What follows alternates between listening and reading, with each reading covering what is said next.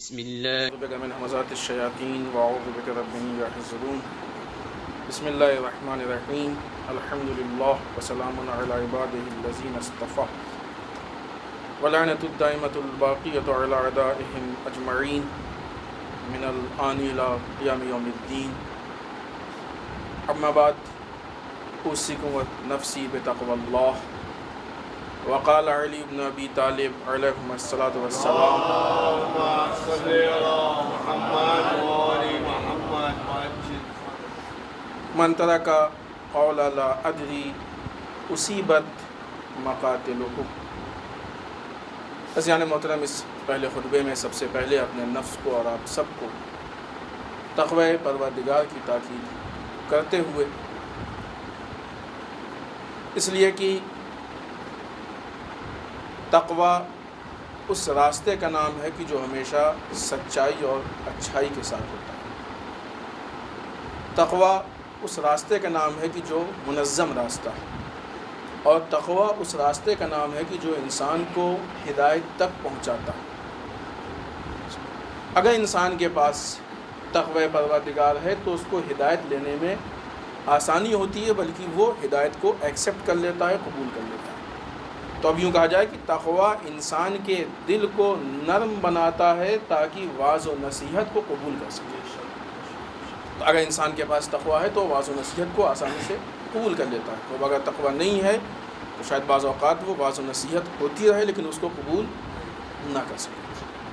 آئیے سب سے پہلے مولا کی زبانی متقین کے صفات میں سے ایک صفت مولا ارشاد فرماتے ہیں کہ یہ وہ لوگ ہیں کہ جو ایک دوسرے کو برے القاب سے نہیں چڑھاتے. نہیں معلوم لفظ چڑھانا آپ لوگوں میں استعمال ہے کہ نہیں. کسی کو ایسی باتیں کہنا کہ جس سے وہ اس کو تکلیف ہو، چڑھ جائے، وہ اس کو اچھی نہ لگے، خراب لگے، اسے کہتے ہیں کسی کو چڑھانا. متقی وہ لوگ ہوتے ہیں کہ جو ایک دوسرے کو برے القاب سے چڑھاتے نہیں. سیم یہی بات پوری خداوند متعال نے قرآن مجید میں بھی کہی ہے. سورہ حجرات آیت نمبر 11 ذات پروردگار ارشاد فرماتے ہیں لا تنابزوا بالالقاب. ایک دوسروں کو القاب سے چڑھاؤ نہیں، برے القاب سے نہ پکارو. برے القاب کا مطلب کیا؟ یہ برے جس طریقے سے غیبت صرف زبان سے نہیں ہے، اشاروں سے بھی ہے، اسی طریقے سے برے القاب بھی صرف زبان سے نہیں، اشاروں سے. کسی کے اندر کوئی عیب ہے، آپ نے صرف اشارہ کر دیا اس عیب کا، یہ بھی برے القاب ہے. بری چیز سے آپ بعض لوگ اوقات ہمارے یہاں ہوتا ہے کہ لوگوں کے ہم نام رکھ دیتے ہیں، بہت رائج ہے. در واقع برے القاب سے مراد اصل یہی ہے، لوگوں کے نام رکھ دیتے ہیں. اب ہم نہیں چاہتے کہ مثال کے طور پہ کچھ نام آپ کو بتائیں، آپ لوگ خود سوچئے سماج و معاشرے میں کیسے ہوتا ہے. اور پھر ان ناموں سے ہم پکارتے ہیں. حتیٰ بعض اوقات یہاں تک دیکھا گیا ہے کہ یہ رکھے ہوئے برے القاب والے نام اتنے مشہور ہو جاتے ہیں کہ وہ اصلی نام سے کم پہچانے جاتے ہیں، اس سے زیادہ پہچانے جاتے ہیں. یہاں پہ اگر آپ فقہی اعتبار سے دیکھیے تو جو بھی اس کو چھیڑ رہا ہے، چڑھا رہا ہے، وہ تو گنہگار ہے ہی، لیکن سب سے زیادہ گنہگار وہ ہے جس نے اس نام کو رکھا ہے، کیونکہ ہر گناہ میں یہ شریک ہوگا. بنیاد، اس گناہ کی بنیاد اس نے ڈالی. لہٰذا کبھی بھی ہمیں کسی کو نہ برے القاب اس کو دینے چاہیے، برے القاب اس کے لیے بنانے چاہیے، اور نہ ہی برے القاب سے چڑھانا چاہیے. اس لیے کہ در واقع یہ حق الناس میں آتا ہے.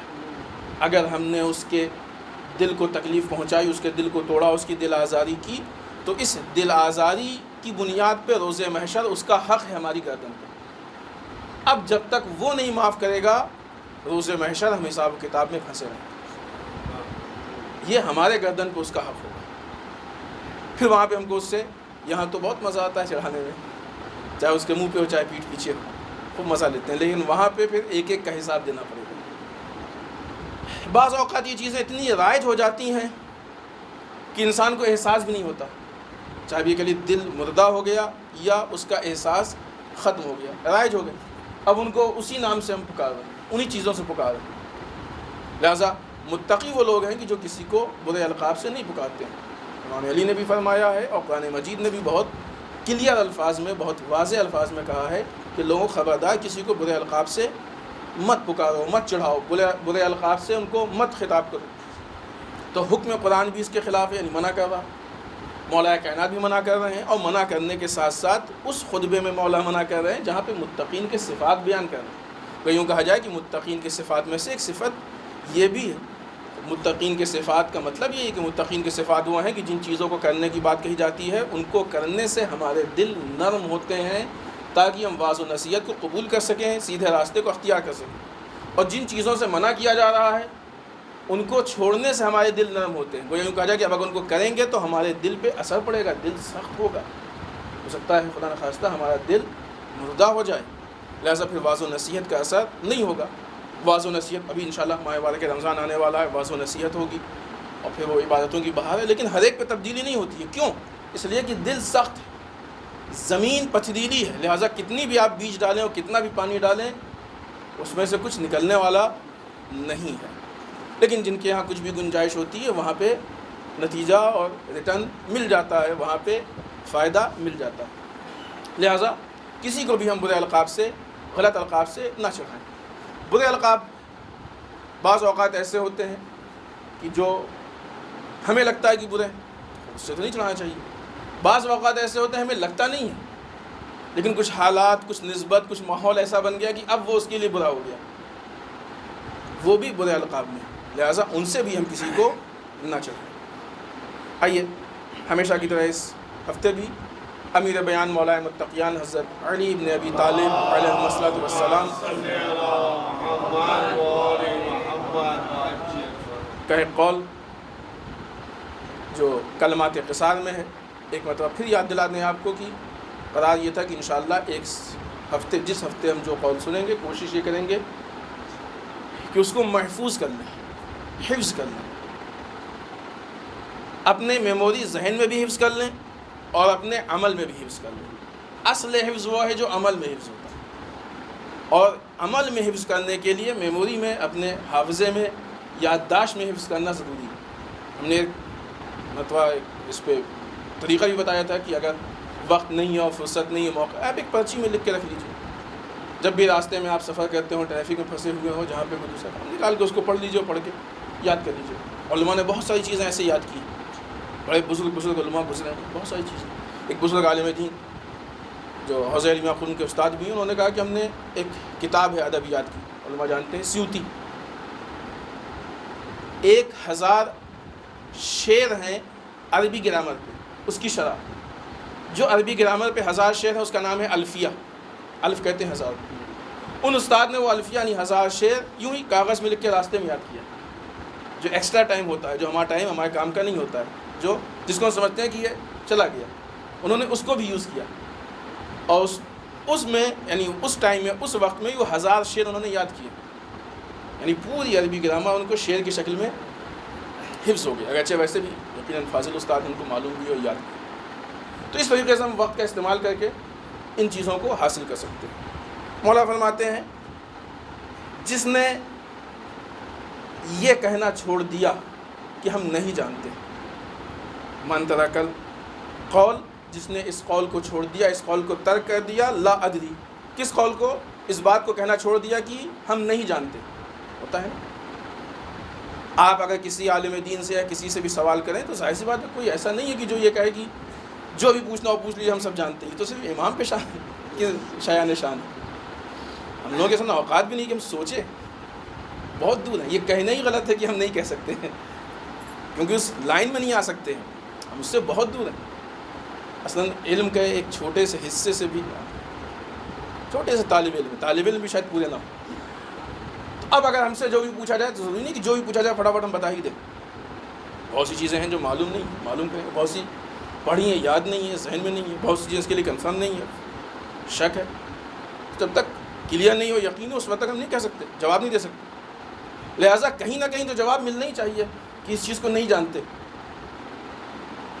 اگر کوئی یہ کہنا چھوڑ دے نہیں جانتے تو مولا فرماتے ہیں کہ وہ کہیں نہ کہیں ضرور مارا جائے گا، اپنے مقتل تک پہنچے گا، اس لیے کہ یہ چیز اتنی نقصان دہ ہے کہ جو انسان کو موت تک پہنچائے گی، چاہے وہ جسم کی موت ہو، چاہے اس کے روح و کردار کی موت ہو، یہ چیز انسان کو نقصان پہنچانے والی ہے۔ اس لیے کہ بہرحال غلطی ممکن ہے، انسان غور کرے، فکر کرے۔ اگر آپ کو یاد ہو تو اس سے پہلے بھی یہ بات ہو چکی کہ انسان وہ جو امام نے کہا تھا کہ یہ کچھ چیزیں ہم بیان کر رہے ہیں کہ اگر اس کے لیے اونٹ کو بھی ایڑ لگانی پڑے تب بھی اس کی ویلو ہے اتنی. اس میں سے ایک یہ کہ جب کچھ پوچھا جائے اور نہیں معلوم ہو تو کہہ دو نہیں جانتے. آج اس کا دوسرا پہلو کہ اگر ایک انسان یہ قول بھول جائے یا اس قول کو چھوڑ دے کہ ہم نہیں جانتے تو بہرحال کہیں نہ کہیں وہ اپنے مقتل تک پہنچے گا. یعنی کہیں نہ کہیں وہ مارا جائے گا, کہیں نہ کہیں وہ قتل کیا جائے گا, کہیں نہ کہیں وہ اس کا نقصان اٹھائے گا. اور اگر دنیا میں اس کو نقصان ملتا ہے اس کا تو وہ نقصان پھر بھی بہت مختصر اور چھوٹا اور آسان بنسبت اس نقصان کے جو آخرت میں ملنا. اس لیے کہ اگر کسی چیز کو ہم یہ جانتے ہیں کہ ہم نہیں جانتے یا ہم یہ جانتے ہیں کہ ہمیں صحیح نہیں معلوم, اس کے باوجود ہم آپ کو بتا دیں اور آپ نے عمل کر لیا تو آپ کے اس عمل کے ہم ذمہ دار ہیں. پھر روز محشر آپ کے اس غلط عمل کا سوال آپ سے نہیں بتانے والے سے ہوگا کہ تم نے غلط کیوں بتایا. آج یہ بیماری بہت تیزی سے پھیل رہی ہے. ہر آدمی کو نے کہا نا کسی موقع پہ پڑھنے کا شوق کم ہے, پڑھانے کا زیادہ ہے. سیکھنے کا شوق کم ہے, سکھانے کا زیادہ ہے. لہٰذا ہر آدمی اس میں جوش میں رہتا ہے کچھ نہ کچھ ہم لوگوں کو بتائیں. نہیں, پہلے صحیح طریقے سے انسان سیکھ لے, اس پہ یقین حاصل کر لے, اطمینان حاصل کر لے, پھر اس کے بعد بتائے. اور نہیں جانتا بتا دے, کوئی اس میں شرم کی بات نہیں. کہا کریں لوگ, ہو سکتا ہے کوئی کہتا ہے نہیں تو جانتے نہیں, جاہل ہے. ٹھیک ہے, آپ کے سرٹیفکیٹ سے نہ کوئی جاہل بننے والا ہے نہ آپ کے سرٹیفکیٹ سے کوئی عالم بننے والا ہے. کہا کریں لوگ جاہل ہے, ٹھیک ہے, کسی کہنے سے کیا ہوتا ہے. آپ کے یہ کہہ دینے سے جاہل ہیں کچھ نہیں ہونے والا ہے, لیکن غلط بات بتانے سے جو ہم کو روز محشر مشکل اٹھانی پڑے گی اس سے بہت کچھ ہونے والا ہے. اس ایک چھوٹے سے جملے کے لیے اتنی بڑی مشکل کو نہیں لے سکتے. یہ سودا بہت نقصان دہ, لہٰذا یہ سن لینا بہت آسان ہے. اگر سمجھدار قوم ہے اور بافہم لوگ ہیں, باشعور لوگ ہیں تو انشاءاللہ وہ اس چیز کو محسوس کریں گے, اس چیز کو سمجھیں گے. اور ہر لائن میں ایسا ہوتا ہے. کتنی مرتبہ ایسا ہوا ہے کہ ڈاکٹرز بھی کہتے ہیں کہ ابھی ہمارے ذہن میں اسٹڈی کر کے بتائیں گے. ہر لائن میں ایسا ہوتا ہے, لوگ جا کے اسٹڈی کرتے ہیں. وکیل لوگ بیٹھ کے اسٹڈی کرتے ہیں, ان کا کام ہی ہے یہ صبح شام, لیکن بیٹھ کے اسٹڈی کرتے ہیں, پھر اس کا جا کے کیس لڑتے ہیں. تو کوئی بھی ایسا نہیں ہے کہ جو یہ کہے کہ ہم سب جانتے ہیں اور ہر چیز جو بھی ہم نے سیکھا ہے ہمیشہ ہمارے ذہن میں ایک دم سامنے. نہیں ہو سکتا, ممکن نہیں, محال ہے. لہٰذا کہیں نہ کہیں انسان کو یہ کہنا پڑے گا کہ یہ چیز ہمارے ذہن میں نہیں ہے, یہ چیز ہم نہیں جانتے, یہ چیز. اس طرح کے مسائل, اس طرح کی باتیں پیش آئیں گی. اور یہ باتیں پیش آئیں تو ان باتوں کا پیش آنا عیب نہیں ہے, حسن ہے. ان باتوں کا پیش آنا, اگر کوئی یہ کہتا ہے کہ ہم اس چیز کو نہیں جانتے ہیں تو یہ مت سمجھیے کہ یہ نقص ہے, یہ اس کا کمال ہے کہ اپنے نا علمی اور لا علمی کا اقرار کر رہا. اس کا مطلب کہ دیانت دار ہے. اس کا مطلب کہ ایک مرتبہ نہیں بتائے گا لیکن بتائے گا تو کلیئر بتائے گا. اس کا مطلب کہ اس کی بات معتبر ہے.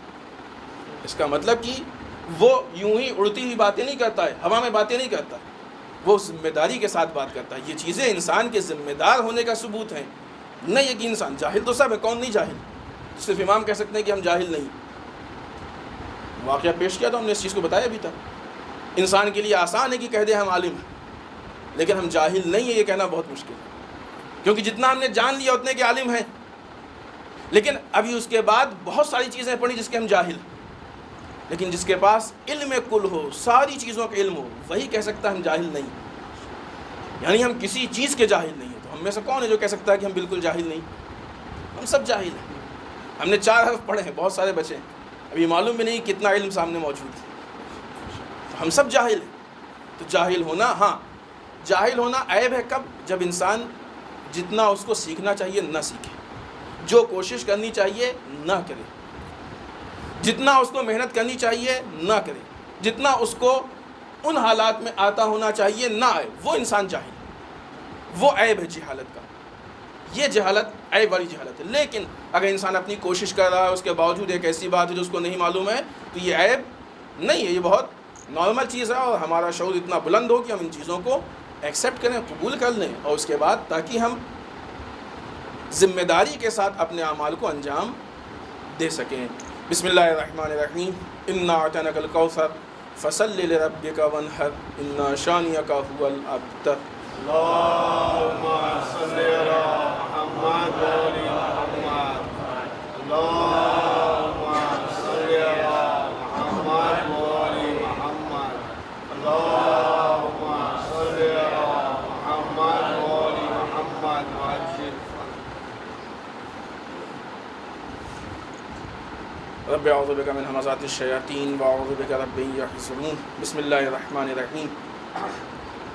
الحمد للہ الذی لا یبلغ مدحتہ القائلون ولا یحصی نعماہ العادون ولا یؤدی حقہ المجتہدون. اللہم صلی وسلم علی صاحب الدعوۃ النبویہ اللهم صل على محمد وآل محمد وصولۃ الحیدریہ اللهم صل على محمد وآل محمد والعصمۃ فاطمیہ اللهم صل على محمد وآل محمد والحلم الحسنیہ اللهم صل على محمد وآل محمد والشجاعۃ الحسینیہ اللهم صل على محمد وآل محمد والعبادۃ السجادیہ اللهم صل على محمد وآل محمد والآثار الباقیہ اللهم صل على محمد وآل محمد والمعصر الجعفریہ اللهم صل على محمد وآل محمد والعلوم الکاظمیہ اللهم صل على محمد وآل محمد والرضاء الرضویہ اللهم صل على محمد وآل محمد والجود التقویہ اللهم صل على محمد وآل محمد والنقابۃ النقویہ اللهم صل على محمد وآل محمد والہیبۃ العسکریہ اللهم صل على محمد وآل محمد والغیبۃ الہیہ اللهم صل على محمد وآل محمد وعجل فرجهم واللعنۃ الدائمۃ الباقیۃ علی اعدائہم اجمعین من الآن الی قیام یوم الدین. اما بعد، اس دوسرے خطبے میں ایک بار پھر تقوی پروردگار کی تاکید کرتے ہوئے اس ہفتے کی مناسبات میں اہم ترین اور سب سے بڑی مناسبت کہ عنقریب ماہ مبارک رمضان شروع ہونے والا ہے. عظمتوں کا مہینہ ہے، کرامتوں کا مہینہ ہے، عبادتوں کی بہار ہے، اور خداوند متعال نے اس کے فلسفے میں ایک بہت گراں قدر اور بہت اہم جملہ ہمارے حوالے کیا. بسم اللہ الرحمن الرحیم. اے صاحبان ایمان، تم پہ روزہ ویسے ہی واجب کیا گیا ہے جیسے کہ تم سے پہلے والی امتوں پہ واجب کیا گیا. کیوں؟ تاکہ شاید تم متقی ہو جاؤ. یعنی انسان اس ماہ مبارک رمضان میں جتنی کوشش کرے گا اتنا ہی تقوی حاصل کرے گا. ہمارے لیے بہت اہم یہ ہے، اگرچہ ایک مومن کے 2 دن ایک جیسے نہیں ہونے چاہیے. کیا مطلب؟ یعنی ہر دن اس کو ترقی کرنی چاہیے. اگر 2 دن ایک جیسے ہیں تو یعنی اس کی زندگی میں ایک دن کم ہو گیا، وہ ایک دن کے لیے مردہ تھا. بالخصوص ماہ مبارک رمضان، ایام عزا، ان موقعوں پہ کہ جب کہ ہم عبادتیں کرتے ہیں، ہدایت کو حاصل کرتے ہیں، اور یہ خصوصی ایک بہار کا موقع ہوتا ہے ان چیزوں کا، جیسے کہ انشاءاللہ ماہ مبارک رمضان آنے والا ہے، اور اس کے لیے قرآن نے کہا ہے کہ روزہ رکھو تاکہ متقی ہو جاؤ، شاید تم متقی ہو جاؤ. تو ہم اپنے آپ کو ٹیسٹ کریں، ہم اپنے آپ کو ٹیسٹ کرتے رہیں. کیا اس روزے رکھنے سے، ان دعاؤں کے پڑھنے سے بہت سارے اعمال ہیں. خود پہلی ماہ مبارک رمضان اس کی شب میں دعائیں ہیں. صحیفہ سجادیہ کی دعا ہے، ظاہراً وہ شاید 43ویں نمبر پہ ہے. اس کے علاوہ مفاتی میں دوسری دعائیں ہیں، زیارت امام حسین علیہ السلام ہے، بہت ساری چیزیں. اور امام حسین کا نام بھی کسی نے صلی اللہ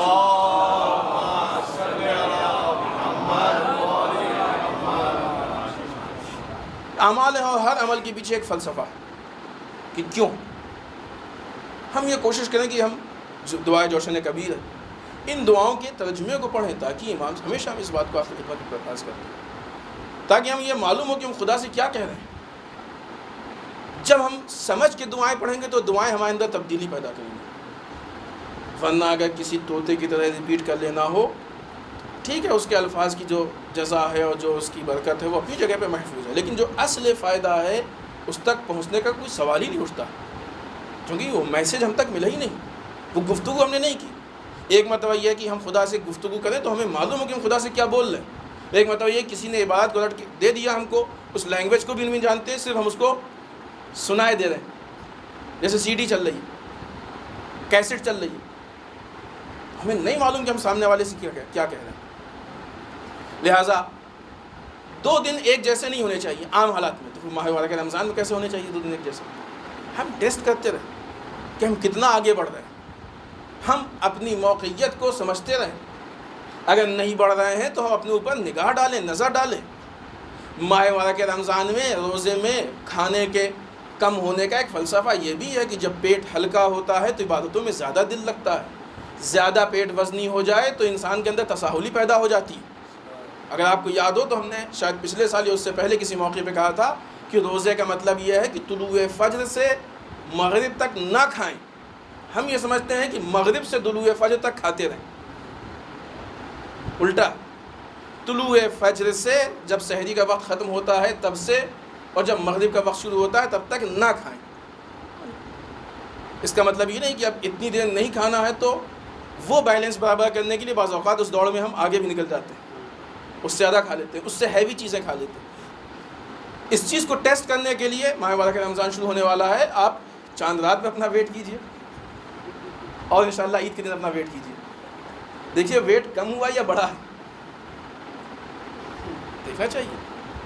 ماہ مبارک رمضان پچھلے ہفتے میں کہا تھا کھانے کی بہار کا نام نہیں ہے, عبادتوں کی بہار کا نام ہے. 3 طرح کے روزے, یہ بار بار تکرار ہونے چاہیے تاکہ ہمارے ذہنوں میں آ جائے. کم ترین روزہ وہ ہے کہ جو مبتلات روزے سے ٹوٹ جایا کرتا ہے, جو پیٹ کا روزہ ہے. کم ترین روزہ ہے, یعنی اگر اس میں سے کسی نے کوئی کام انجام دے دیا تو وہ بھی روزہ ختم ہو گیا, ٹوٹ گیا, اس پہ کفارہ واجب ہے اگر جان بوجھ کے کیا, اور کوئی عذر ہے تو پھر قضا تو بہرحال واجب ہے ہی. کم ترین روزہ وہ.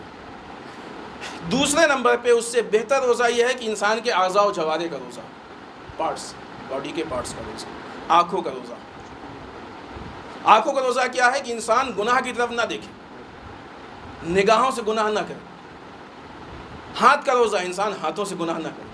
زبان کا روزہ, انسان زبان سے گناہ نہ کرے. پہلے اور دوسرے روزے کا فرق یہ ہے کہ پہلا روزہ کہ جو مبتلا سے ٹوٹنے والا ہے وہ مغرب اور افطار کے وقت کھول دیا جاتا ہے, لیکن انسان کے پارٹس اور جسم کا روزہ یہ افطار کے وقت کھولا نہیں جاتا ہے کہ مغرب کا ٹائم ہو گیا غیبت کر کے زبان کا روزہ کھول لیں, غلط چیزیں سن کے کان کا روزہ کھول لیں. نہیں, یہ روزہ ایسا ہوتا ہے کہ اس ماہ مبارک رمضان کی پریکٹس کے بعد انسان کو پوری زندگی رکھنا ہوتا ہے. یہ دن کا روزہ نہیں ہے, یہ زندگی کا روزہ. تیسری قسم روزے کی, انسان کے افکار کا روزہ. تفصیلی چیز ہے, ہمیں یاد ہے کہ ہم اس سے پہلے پیش کر چکے ہیں, اسی لیے صرف اشارہ کریں.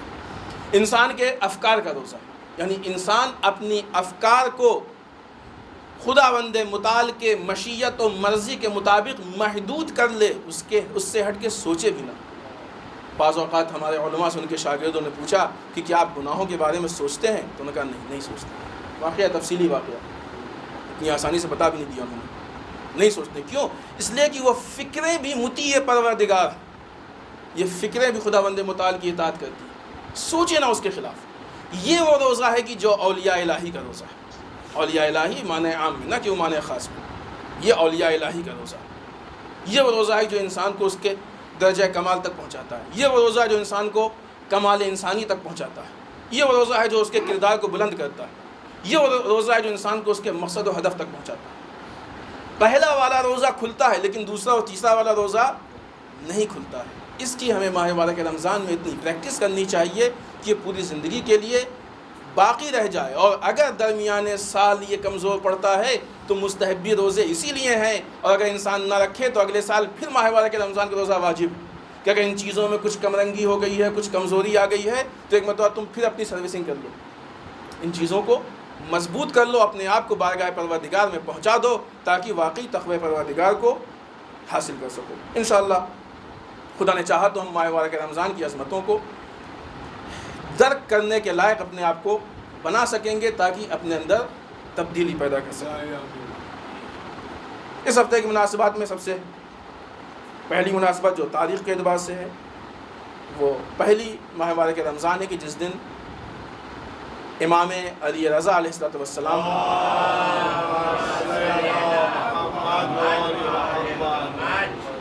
کو ولایت عہدی کے عہدے پہ فائز کیا گیا.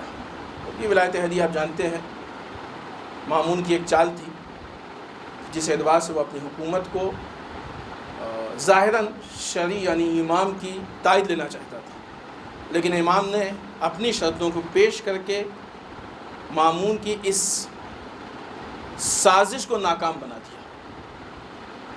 اور بہرحال اس پہ تفصیل پیش ہو چکی ہے کہ ولایت عہدی واقعی ولایت عہدی نہیں ہے، جس کی سب سے چھوٹی دلیل اور سب سے واضح دلیل یہ ہے کہ ایج کے حساب سے مامون چھوٹا تھا اور امام بڑے تھے. ولی عہد اپنے سے چھوٹا بنایا جاتا ہے، اپنے سے بڑا نہیں بنایا جاتا ہے. دوسری مناسبت یہ بھی پہلی ہی ماہ مبارک کی ہے. مروان بن حکم تاریخ اسلام کا بدبخت ترین اور ظالم ترین انسان گزرا. پہلی تاریخ کو واصل جہنم ہوا. اور ایک اور مناسبت ہے، یہ بھی پہلی تاریخ کو ہے، یہ جنگ تبوک ہے. جنگ تبوک وہ جنگ ہے کہ جس میں منافقین کے چہرے سے پردے ہٹ گئے ہیں، اور اسی جنگ میں رسول نے امام علی سے کہا تھا کہ یا علی آپ ہمارے نزدیک ویسے ہی ہیں جیسے ہارون موسیٰ کے نزدیک تھے، سوائے اس کے کہ ہمارے بعد کوئی نبی نہیں ہے. یہ رسول کا قول بہت اہم قول ہے، بالخصوص امام علی کی ولایت وصایت اور خلافت کو لے کے بہت اہم قول ہے کہ اس بنیاد پہ آپ کی ولایت اور خلافت کے لیے استدلال ہے. اس کے علاوہ حالات حاضرہ میں جو چیزیں سامنے پیش آ رہی ہیں بہت ایک اچھا اقدام ہے. جمہوریہ اسلامی ایران تہران میں ایک 2 دن کی کانفرنس کی گئی ہے جو جاری ہے ابھی. اس کا ٹاپک ہے امام حسن علیہ السلام کی سیرت کے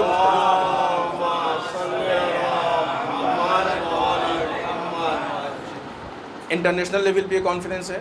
مختلف ملکوں سے لوگ آ رہے ہیں تاکہ امام کی سیرت کے مختلف پہلو پر روشنی ڈالیں. اس کانفرنس کے شروع ہونے میں کچھ کتابیں ہیں کہ جن کی رونمائی ہوئی ہے، جن کو اجرا کیا گیا ہے. اس کے علاوہ ایک بہت اچھا کام ہوا ہے، ایک سائٹ اسی موقع پہ شروع ہوئی ہے wikishia.net. 6 یا 7 زبانوں میں ابھی یہ سائٹ موجود ہے. wikishia.net فارسی، اردو، عربی، انگلش، مختلف زبانوں میں. انشاءاللہ ہمارے جوانوں کے لیے مفید سائٹ ہوگی اور ہم اس سے انشاءاللہ استفادہ کریں گے. حالات حاضرہ کا بہت اہم مسئلہ کی جو سب کی نگاہوں کے سامنے ہے وہ یہ کہ عراق کے حالات. الحمدللہ عراق کے حالات کافی حد تک بہتری کی طرف. ISIS اپنے جال میں مختلف اقوال ہیں. بعض لوگوں کا کہنا ہے کہ اس نے اپنی قبر کو خود سے کھود دیا. اور ان چیزوں میں سب سے زیادہ جو چیز مؤثر واقع ہوئی ہے وہ آیت اللہ العظمیٰ آغا سیستانی کا وہ فتویٰ کہ جس میں آپ نے کہا کہ عراق والوں کے لیے جہاد واجب کفائی. الحمدللہ 20 لاکھ سے زیادہ لوگوں نے عراق کے نام لکھا دیا. بہت ہوتے ہیں 20 لاکھ. اگر 20 لاکھ میں سے 2 لاکھ نے بھی ٹریننگ لے کے جنگ کر لی تو شاید آگے کی ضرورت نہ پڑے. 20 لاکھ کی تعداد بہت ہے الحمدللہ. یعنی ملٹری اس ٹائم اس حالت میں نہیں ہے کہ وہ سب کی خدمات کو حاصل کر سکے اور ضرورت بھی نہیں محسوس کر رہی. لیکن بہرحال اس فتوے نے مرجعیت کی جلالت اور دشمنوں کی کمزوری کو ایک مرتبہ پھر لوگوں کے سامنے واضح کر دیا. خود ISIS جیسا کہ آپ جانتے ہیں اشارہ بھی ہوا تھا، یہ سب کے لیے خطرناک ہے. حتیٰ اگر خدا نخواستہ یہ باقی رہ گئے، اگرچہ جو حالات و تجزیہ ہیں جن کا اس موقع نہیں یہاں پہ کہ شاید باقی نہ رہنا دیا جائے اور نہ رہ پائیں، اگر یہ باقی رہ گئے تو ہو سکتا ہے کل کو خود ہندوستان کے لیے بھی نقصان دہ ثابت ہو. حتیٰ خود امریکہ کے لیے بھی شاید نقصان دہ ثابت ہوں کہ جس نے ان کو بنایا، جو ان کو وجود میں لایا. آپ خود عراق میں دیکھ لیجیے، مختلف علماء کو مار رہے ہیں، قتل کر رہے ہیں. برادران اہل سنت کو علماء کو قتل کیا. حتیٰ آپ نے دیکھا ہوگا کہ انہوں نے بعض عیسائیوں کو بھی مارا ہے. جب گولی چلتی ہے تو کسی کا مذہب نہیں پوچھتی. یہ جھگڑا آتنکوادیوں کا عوام سے. کچھ آتنکوادی ہیں کہ جو عوام الناس کو قتل کر رہے ہیں، عوام الناس کا قتل عام کر رہے ہیں۔ موصل میں ایک درگاہ تھی کہ جو حضرت عباس علیہ السلام کے روضے کی شبیہ،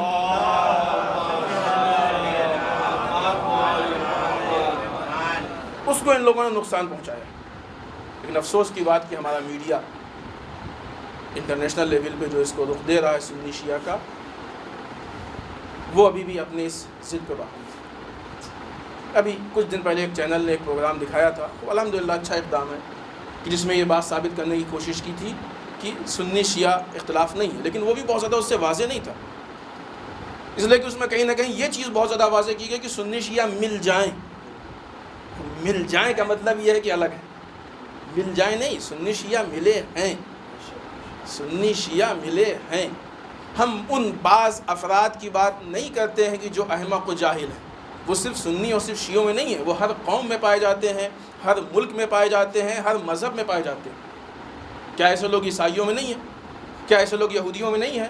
کیا ایسے لوگ ہندوؤں میں نہیں ہیں؟ ان لوگوں کو دیکھنے کی بنیاد پہ مذہب کے اقدامات طے نہیں ہوتے، لہذا سنی شیعہ میں نہ کوئی اختلاف تھا، نہ ہے اور نہ انشاءاللہ ہوگا۔ آپ ہمارے علماء و مراجع کے اسٹیٹمنٹ دیکھیے، خدا غیر سیستانی کے اسٹیٹمنٹ ابھی آیا ہے کہ سوشل نیٹ ورکس پہ آپ جو ہے وہ کسی کے خلاف اس طرح کی پوسٹ نہ ڈالیں۔ کچھ دن پہلے آیا، ہم نے بتایا تھا آپ کو خطبے میں، کچھ سال پہلے آیا تھا، 2 سال یا 3 سال پہلے، کہ برادران اہل سنت کو اپنا بھائی مت کہو، وہ ہمارے نفس و جان ہے۔ ہر کچھ دن پہ ہمارے مراجع کا یہ اسٹیٹمنٹ آنا، یہ پیغام آنا، یہ اس بات کی دلیل ہے کہ ہمارے درمیان کوئی اختلاف نہیں ہے، اس لیے کہ مذہبی اختلاف مذہب کے ذمہ داروں کے حساب سے دیکھا جاتا ہے، اور یہ بات یہیں سے نہیں ہے، یہ ائمہ کے زمانے سے۔ انشاءاللہ موقع ہوا تو اس کو ہم آپ کے سامنے ثابت کریں گے۔ لیکن بہرحال ہماری بھی یہ ذمہ داری ہے کہ ہم کوشش کریں کہ ایسی اختلافی صورتحال پیدا نہ ہونے دیں، بلکہ اتحاد کی فضا کو قائم رکھیں، ورنہ خدا نخواستہ اگر یہ آگ لگ گئی تو یہ آگ بہت سخت ہوگی اور دشمن کو بہرحال فائدہ ملے گا، اس لیے کہ سنی مرے تب بھی مسلمان مرے گا، شیعہ مرے تب بھی مسلمان مرے گا، دشمنان اسلام اس کا فائدہ ہو گیا۔ ایک چیز ذہن میں آتی تھی کہ بالاخره یہ کیوں اتنا بڑا جھوٹ ہے؟ یہ سب جانتے ہیں یہ بہت بڑا جھوٹ ہے، ایسی کوئی بات نہیں، سب کو معلوم کہ عراق میں سنی شیعہ جھگڑا نہیں۔ ہم نے اس چیز کو اس سے پہلے پچھلے خطبے میں کہا تھا، اس لیے اس کے بہت تفصیل میں جانے کی ضرورت نہیں۔ عراق میں سنی شیعہ جھگڑا نہیں ہے، سنی شیعہ اختلاف نہیں، عوام الناس کو مارا جا رہا ہے۔ میڈیا میں ہے کہ سنی علماء کو قتل کیا گیا ہے، سنی عوام کو مارا گیا ہے، سنی عوام ان سے لڑنے کے لیے میدان میں ہے، سنی عوام روزوں کی حفاظت کے لیے۔ اس سے پہلے جب یہ لوگ سیریا میں تھے تو وہاں بھی سیدہ زینب کے حرم پہ سنی لوگ موجود تھے کہ جو حرم کی حفاظت کر رہے تھے، اس نیوز کو ہم نے بتایا آپ کے سامنے۔ تو جب ہر جگہ سنی ان کے مقابلے میں موجود ہیں تو یہ اتنا بڑا جھوٹ میڈیا کیوں بول رہا ہے کہ سنی شیعہ جھگڑا؟ آپ کو معلوم ہے کہ میڈیا کو فیڈ کیا جاتا ہے، میڈیا اندھا ہے، اس کی آنکھ اسرائیل اور امریکہ، میڈیا بہرا ہے، اس کے کان اسرائیل اور امریکہ۔ جو وہ لوگ کہلانا چاہتے ہیں وہ یہ کہتے ہیں، جو وہ بتاتے ہیں وہی سنتے ہیں، جو وہ دکھاتے ہیں وہی دیکھتے ہیں۔ عزیزان محترم، اگر تھوڑی سی تحلیل کریں اور موجودہ حالات کو دیکھیں تو خود بخود بات واضح ہو جائے گی۔ عراق جس حساب سے مستقل ہونے کی طرف سفر کر رہا تھا، ایک طاقت بن رہا تھا، اس کے پاس تیل بھی ہے، اس کے پاس مال بھی ہے، اس کے پاس ٹھیک مناسب ایک عوام بھی ہے، وہ ایک حکومت کو لے کے حکومت کو مضبوط کرنے کی کوشش کر رہا تھا، کرنسی بھی بہتر ہو رہی تھی، لہٰذا یہ بڑھتی ہوئی طاقت علاقے میں سعودی عربیہ کے لیے بھی نقصان دہ ثابت ہو رہی تھی، اسرائیل کے بھی نقصان دہ ثابت ہو رہی تھی۔ جب تک یہ طاقت اس شکل میں رہے گی، اسرائیل کو بھی خطرہ ہے، سعودی عربیہ کو بھی خطرہ ہے، لہٰذا آج عراق پہ اس بات کا پریشر پڑ رہا ہے کہ عراق کو ہم تقسیم کر دیں گے، ٹکڑے ٹکڑے کریں گے۔ سمجھ میں آئی بات؟ پہلے اس جنگ کو رخ دیا کہ یہ سنی شیعہ جنگ ہے، اب جب لوگوں کے سامنے اس بات کو پروف کر دیا کہ سنی شیعہ جنگ ہے، لہذا پیشہ ڈالا کہ جب سنی شیعہ لڑ رہے ہیں تو ملک کو 2 حصوں میں کر دو، ایک شیعوں کا ملک، ایک سنیوں کا ملک، جبکہ عملاً 2 نہیں ہوگا، شاید 3 حصے ہوں۔ جتنے حصے بھی ہوں گے، جب یہ حصے بن جائیں گے، عزیزان محترم 60 سال ہو گئے ہیں ہندوستان اور پاکستان کو بٹے ہوئے، آج تک دوستی نہیں ہو پائی ہے۔ بٹنے کے بعد پوری زندگی یہ آپس میں لڑتے رہیں گے، بٹنے کے بعد جب تک باقی رہیں گے آپس میں لڑتے رہیں گے. گویا یوں کہا جائے کہ ہمیشہ کی بربادی کی بنیاد ہے کہ جو امریکہ ڈالنا چاہ رہا ہے. آج امریکہ کا پریشر ہے کہ ملک کو بانٹ دو, اسرائیل کا پریشر ہے ملک کو بانٹ دو, سعودی عربیہ کا پریشر ہے ملک کو بانٹ دو. اب سمجھ میں آیا کہ کیوں کہا جا رہا تھا کہ سنی شیعہ جنگ, اس سے یہ لوگ کیا فائدہ اٹھانا چاہتے تھے. لہذا ہم کو اپنے ہوش و حواس اور جذبات قابو میں رکھنے چاہیے تاکہ دشمن کو اس کی سازش میں کامیاب نہ ہونے دیں. آئیے خود یہ IS تکفیری گروہ جو آتنکوادی, خود ان کو دیکھیے آپ کیوں ایسا کر رہے ہیں, کیسے یہ وجود میں آئے. یہ بھی بہت اہم چیز ہے. ہم اس بنیاد کو پہچانے, اس جڑ کو پہچانے کہ جہاں سے ان کا وجود نکل رہا ہے. ایک اعتبار سے ہم نے پچھلے ہفتے کہا تھا کہ ان کو ٹریننگ, ان کو مال کا سپورٹ, ان کو اسلحوں کا سپورٹ یہ اسرائیل, امریکہ اور سعودی عربیہ. وہ بات اپنی جگہ پہ ہے. کیا کیا گیا کہ یہ اس مسئلے میں اگر آپ دیکھیں جو قتل عام کر رہے ہیں, جس طریقے سے مظلوموں کی گردنوں کو کاٹ رہے ہیں, شہداء کو جس طریقے سے وہ اپنے پیر سے روند رہے ہیں, اگر آپ نے یقیناً دیکھی ہوگی کہاں سے یہ جذبہ ان کے اندر پیدا ہوا. اس میں سے جو چھوٹے پیمانے پہ ہیں اگر آپ ان کو معلوم کیجئے تو وہ اپنے حساب سے وہ اپنے مذہب پہ عمل کر رہے ہیں, جبکہ حقیقت حال یہ ہے کہ دنیا کا کوئی ایسا مذہب نہیں ہے کہ جو اس بات کو برداشت کر سکے. تو یہ کہاں سے آیا, یہ چیز کہاں سے وجود میں آئی کہ وہ آج اتنا بربریت کے طور پہ اتنا ظالمانہ انداز میں اس مذہب کو پیش کر رہے ہیں. اتنی شدت کسی اور چیز پہ نہیں. دوسرے بہت ساری چیزیں مذہب میں, لیکن اسی پہ کیوں اتنی شدت, کہاں سے یہ وجود میں آئی, کس چیز نے ان کو اس طرح کا مذہبی بنایا. آئیے کچھ چیزیں ہیں کہ جن کو اگر ہم پیش کریں تو شاید ہم ان چیزوں کو محسوس کر سکیں. ہمارا ارادہ تھا کہ کسی موقع پہ, ابھی بھی ہے انشاءاللہ, ہم دشمن کی روش کار کام کرنے کے طریقے پہ گفتگو کریں گے. کچھ جلسوں میں ہم بتائیں گے دشمن کیسے کام کرتا ہے, تاکہ ہم یہ انداز سکیں کہ دشمن کہاں کہاں کام کر رہا ہے. یہ صرف IS پہ کام نہیں ہو رہا ہے, بہت سے ایسے گروہ ہیں ان سے وہ کام لیا گیا ہے, لینا تھا اس لیے ان کو وہ چیز دی گئی. دوسروں سے کچھ اور کام لینا ہے لہذا ان کو کچھ اور چیزیں دی گئیں. لیکن آپ دیکھیں طریقہ کار سب کا ایک ہی. آئیے اس طریقہ کار پہ تھوڑی سی گفتگو کرتے ہیں. یہ وہ لوگ ہیں ان کو ایک مخصوص ذہنیت دی گئی, مخصوص فکر دی گئی. اس مخصوص فکر کے مطابق جو ان کو سکھا رہا ہے یہ صرف اسی کی سنتے ہیں, اس کے علاوہ کسی کی نہیں سنتے. تم اسلام کے مسئلے میں ہو, تم مسلمان ہو, کسی مسئلہ سے تمہارا تعلق, سنی ہو, شیعہ ہو, حنفی ہو, مالکی ہو, تم جاؤ اپنے بڑے عالم کے پاس, جا کے اس سے دین دو. نہیں تیار ہے جانے کے لیے, حتیٰ کہ علماء کو مار رہے ہیں, علماء کا قتل عام کر رہے ہیں. تو ان کی یہ ذہنیت ہوتی ہے کہ جو ان کو سامنے سکھاتا ہے صرف اسی کی سنتے ہیں, اس کے علاوہ کسی کی نہیں سنتے ہیں. سب سے پہلا کام ان کے ساتھ یہ ہوتا ہے کہ ان کے یہاں ایکسیپٹ کرنے کے دروازوں کو بند کیا جاتا ہے. یہ کسی چیز کو قبول نہیں کر سکتے ہیں, پذیرش کے دروازوں کو بند کیا جاتا ہے. تم صرف ہماری بات سنو گے, تم صرف ہمارے کام کرو گے, حتیٰ یوں کہا جائے کہ تم وہی مذہب دیکھو گے جو ہم دکھائیں گے. یہ صرف اسی کی نگاہ سے, لہذا وہ اپنے حساب سے ان کو مذہب دکھاتا ہے. یہی وجہ ہے کہ یہ اپنی جہالت کو ہی علم سمجھتے ہیں, اپنی بے دینی کو ہی دین سمجھتے ہیں, اپنے فتنے اور فساد و خرافات کو وہ مذہبی ایکٹیویٹی سمجھتے ہیں. ان کے پاس دین لینے کا کوئی اور نظریہ, کوئی اور راستہ نہیں ہوتا ہے. حتیٰ ان کے اوپر ایسے حالات بنا دیے جاتے ہیں کہ یہ خود بھی کوشش نہیں کرتے ہیں دین لینے کی. جتنا اس چینل سے ملتا ہے اتنا ہی دین لیتے ہیں, اس کے علاوہ دین نہیں لیتے ہیں, صرف اسی چینل کا دین لیتے ہیں. آج علماء کے بیچ میں ہونے کے باوجود بھی یہ IS عراق میں کسی عالم کے پاس نہیں جا رہے پوچھنے کے لیے کہ ہم کو آپ دین بتائیے, اس لیے کہ وہ اپنی نادانی کو ہی علماء سے بڑا علم سمجھ رہے ہیں. اسی چیز نے ان کو ہدایت سے الگ کیا. اس کے نتیجے میں آج وہ کسی کی نہیں سن رہے ہیں, وہ ایک خونخوار بن چکے ہیں, وہ حیوان سے بدتر بن چکے ہیں. اس کے علاوہ ایک بہت بڑی چیز ہوتی ہے کہ ان کے ہاں دوسروں کے نظریات کا احترام نہیں ہوتا.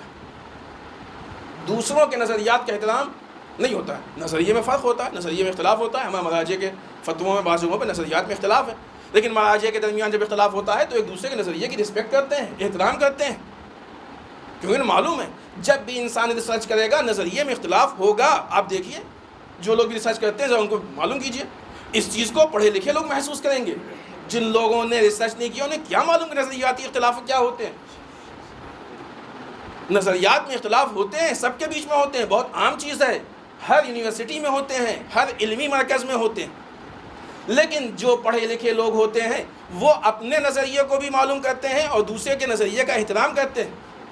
لیکن یہ وہ لوگ جو ہمارے دشمن کی طرف سے پرورش اور تربیت پا رہے ہیں, یہ صرف اپنے نظریے کو ہی واحد نظریہ سمجھتے ہیں, دوسروں کے نظریہ کا احترام نہیں کرتے, دوسروں کے نظریوں کو رد کر دیتے ہیں, اصلا اس کو قابل قبول نہیں سمجھتے. بلکہ جب شدت اسی میں بڑھتی ہے تو اگلے مرحلے میں یہ اپنے آپ کو ہی صحیح سمجھتے ہیں, دوسروں کو سب کو غلط سمجھتے ہیں.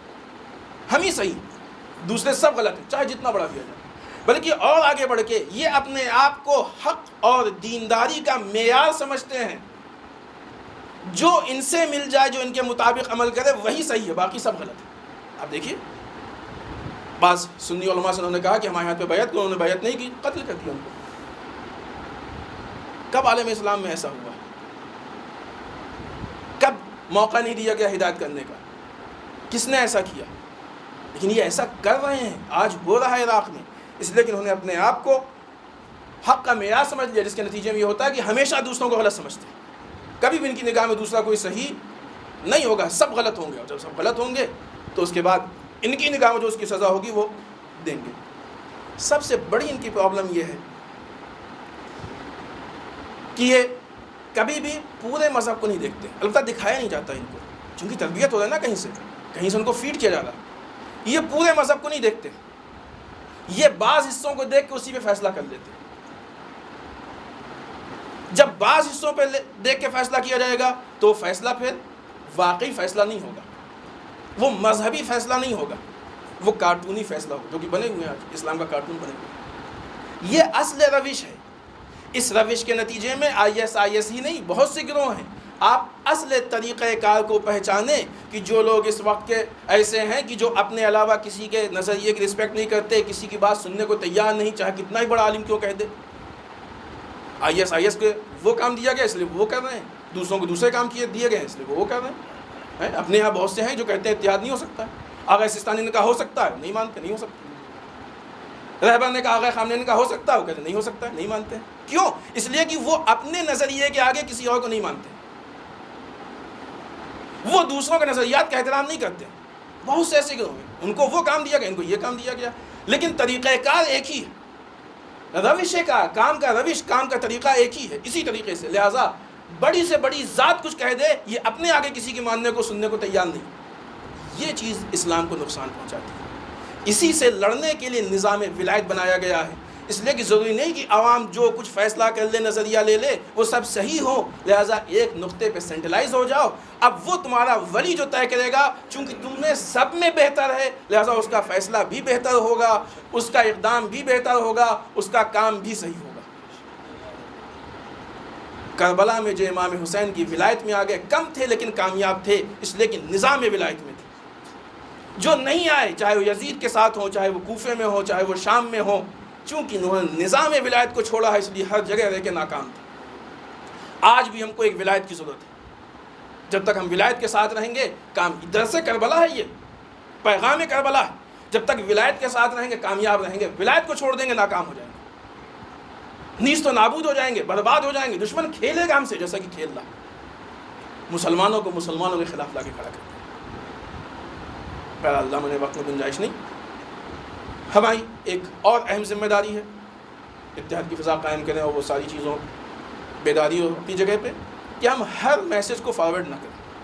بہت سی ایسی چیزیں ہیں کہ جو دشمن کی طرف سے آئی ہیں. ابھی بہت ساری نیوز ایسی آئی ہے کہ IS نے اتنے شہروں پہ قبضہ کر لیا, یہ کچھ نہیں کیا. بہت سی نیوز میں جھوٹی تھی. صرف اس لیے کہ ایک فضا قائم کریں اپنی کامیابی کی, اور تاکہ ان لوگوں کے حوصلے ٹوٹ جائیں. لہٰذا کوئی بھی میسیج, کوئی بھی جب تک آپ کے لیے معتبر نہ ہو اور کسی معتبر ذات سے اس کی تائید نہ ہو جائے, اس کو فارورڈ نہ کریں. کہیں ایسا نہ ہو کہ دشمن کی سازش میں ہم بھی شامل اور شریک ہو جائیں. اور اس کے علاوہ جو ہماری ذمہ داریاں ابھی جگہ باقی ہیں کہ ہم اس کے خلاف اپنی آواز اٹھائیں, جتنا ہو سکے ہم لوگوں کو بیدار کریں, لوگوں تک پیغام پہنچائیں. انشاءاللہ آج بھی ابھی پروگرام ہے 3 بجے فیصل باغ ہال میں, انشاءاللہ ہم لوگ شرکت کریں گے, جلسہ ہے. ہم لوگ اپنی آواز اٹھائیں تاکہ دشمن یہ سمجھے کہ یہ قوم زندہ قوم ہے، مردہ قوم نہیں ہے، اس لیے کہ زندہ سے ریئیکشن ہوتا ہے، مردوں سے ریئیکشن نہیں ہوا کرتا ہے۔ آئیے بارگاہ پروردگار میں دعا کریں، پالنے والے ہم سب کو اعمال صالحہ کی توفیق نہ با الہ اعمال قبیحہ سے محفوظ رکھے، با الہ ہمارے گناہوں کو بخش دے، با الہ ہمارے مرحومین کو بخش دے، پالنے والے اسلام و مسلمین کی حفاظت فرما، با الہ دشمنان اسلام کو نیست و نابود کر دے، با الہ جو پریشان حال ان کی پریشانیوں کو دور فرما، با الہ جو لاولد ان کو اولاد صالح عنایت فرما، با الہ جن کی شادیوں مشکلات ان کے مشکلات کو حل فرما، با الہ ہمارے علماء کا سایہ ہمارے سروں پہ باقی رکھے، با الہ رہبر و مراجع کو طول عمر عنایت فرما، با الہ امام کے ظہور میں تعجیل فرما، ہمیں ان کے اعوان و انصار میں شریک ہونے کی توفیق عنایت فرما۔ ربنا تقبل منا انک انت السمیع العلیم۔ بسم اللہ الرحمن الرحیم۔ قل هو اللہ احد اللہ الصمد لم یلد ولم یولد ولم یکن له کفوا احد۔